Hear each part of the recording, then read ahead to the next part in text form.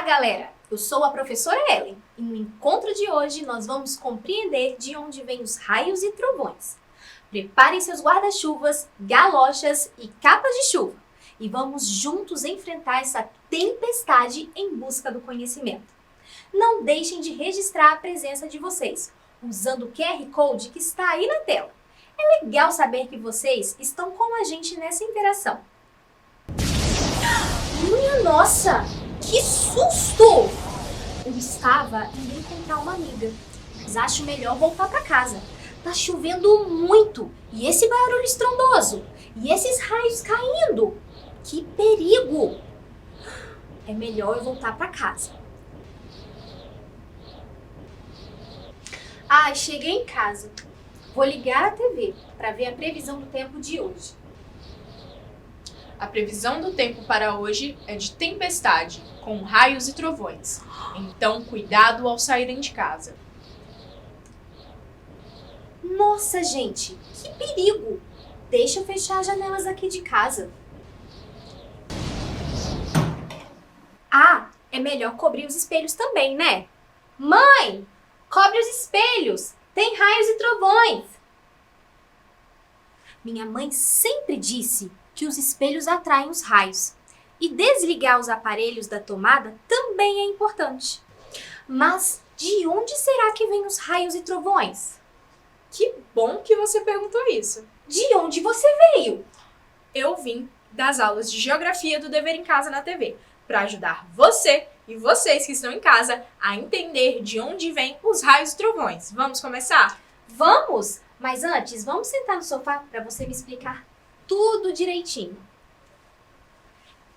Bom, os relâmpagos e os trovões são os nomes dados à luz e ao som dos raios.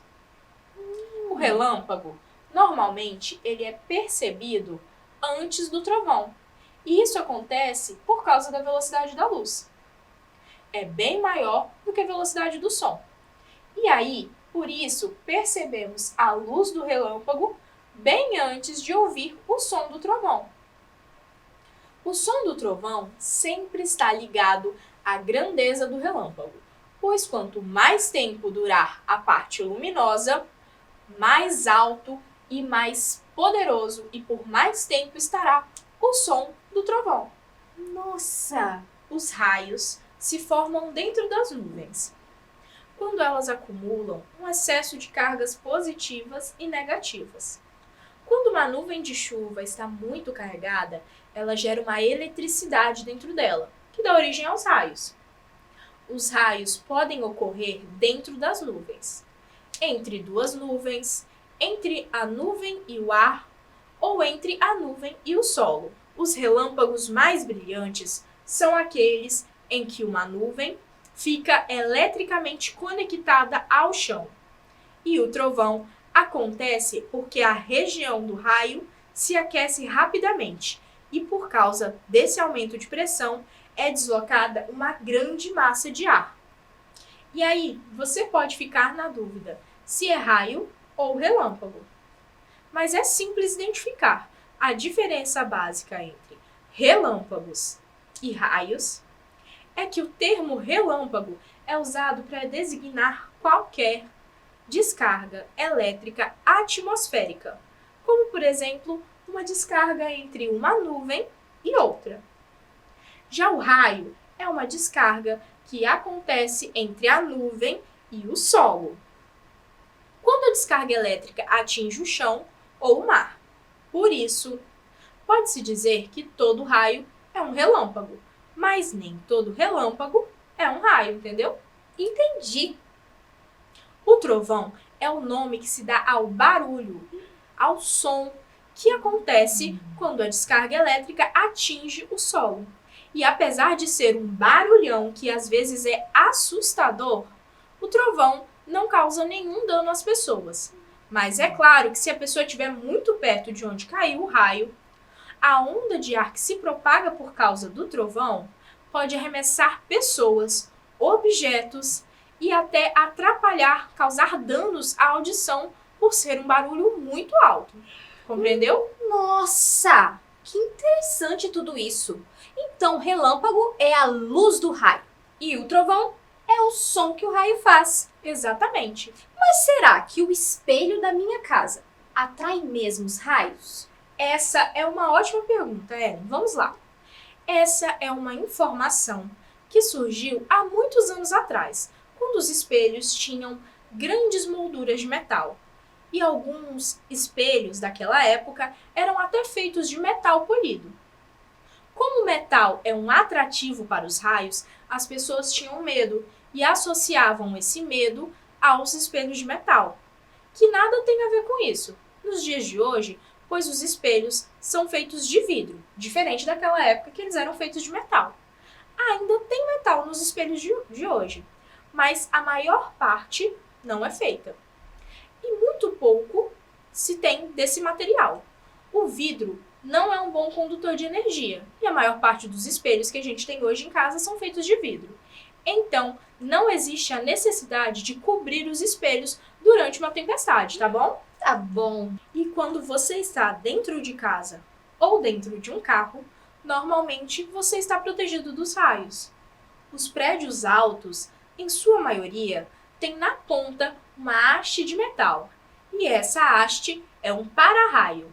Mas se eu morar em um prédio que tem um para-raio, será que o raio vai ser atraído para ele? Não se preocupe. Os para-raios não atraem raios de verdade. Eles servem para oferecer um caminho pelo qual os raios podem atravessar, de modo a produzir a menor quantidade de danos possíveis às pessoas que estão naquele lugar, pois eles estão ligados ao chão por um fio condutor, que se chama fio-terra, e leva a descarga do raio, caso o prédio seja atingido, até o solo que o neutraliza. Os raios sempre procuram coisas pontiagudas para acertar, por isso que na ponta dos prédios altos se coloca um para-raio. E se eu estiver no carro ou no ônibus, será que eu estou protegida de raios? Bom, se você estiver dentro de um carro ou de um ônibus, você está sim protegida dos raios. E isso acontece porque o raio atinge a superfície e fica nela, não oferecendo risco aos passageiros. As rodas que estão em contato com o chão e os pneus, que são sempre de borracha, levam até o solo aquela descarga. Mas uma dica importante é, se durante uma tempestade você estiver em campo aberto ou embaixo de árvores, pode ser muito perigoso, pois esses lugares são mais fáceis de serem atingidos por um raio. Bom, e se eu estiver em uma praia, será que eu corro algum risco? Bom, eu até poderia te explicar isso direitinho. Porém, acho que fica mais fácil de entender assistindo a um vídeo, tanto para você quanto para os nossos colegas que estão em casa.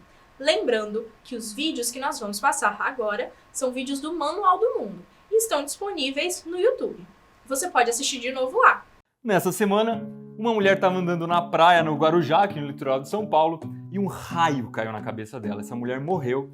E para que isso não aconteça com você, porque nessa época do ano cai muito raio, estou fazendo esse vídeo com 5 dicas de como você pode se proteger dos raios.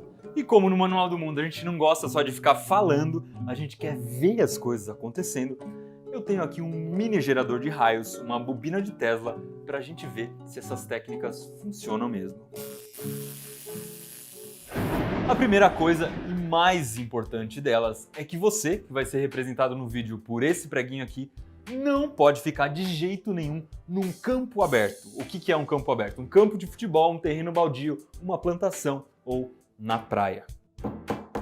Isso é muito importante porque o raio tende a cair sempre no ponto mais saliente e mais pontudo que ele encontrar pela frente. E se você estiver sozinho num campo aberto, esse ponto mais saliente e pontudo vai ser você.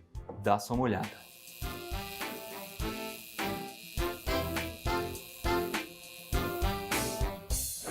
A segunda coisa é que você não deve procurar proteção embaixo de abrigos toscos, como um ponto de ônibus, uma trava de futebol ou uma árvore, por exemplo, que na nossa experiência vai ser representada por um pregão maior. Quando o raio cai na árvore, ele pode também sobrar para você.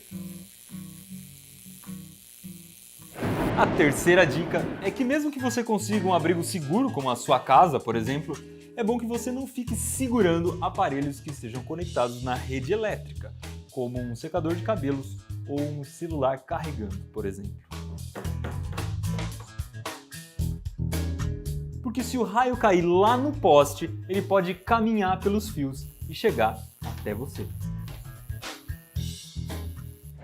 Uma quarta dica muito legal é que um lugar bom para você se proteger é dentro de um carro com as janelas fechadas ou de um ônibus. Isso porque essa carcaça de metal do carro e do ônibus serve como uma espécie de armadura, uma espécie de blindagem contra o raio. Quando ele cai no carro, ele se dissipa e não atinge você.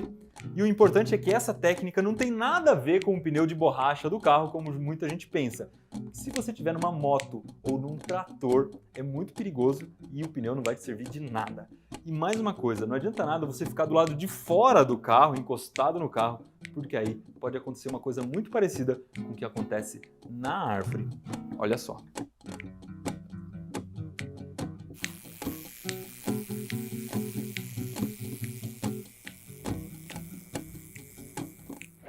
A quinta e última dica é que se você estiver no pior cenário de todos, num lugar descampado, sem nenhum abrigo decente, sem nenhum carro por perto, você tem que se ajoelhar no chão, colocar as mãos em cima dos joelhos e a cabeça no meio deles, mais ou menos assim. Isso vai fazer com que você fique muito menor, ou seja, você vai ficar menos sobressalente, menos chance do raio cair em você, e também vai evitar que o raio entre por uma ponta do seu corpo e saia por outra, porque isso faz com que o raio faça muito mais estrago no seu corpo. Mas dicas de sobrevivência, de zoeira e outras sérias, que nem essa aqui, você encontra no Manual do Mundo.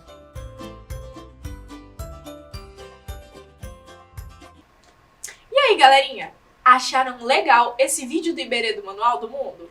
Eu achei super legal. As experiências do Manual do Mundo são quase sempre fáceis de fazer e de entender. Aprendemos e conhecemos diversas coisas na nossa interação de hoje, não acham?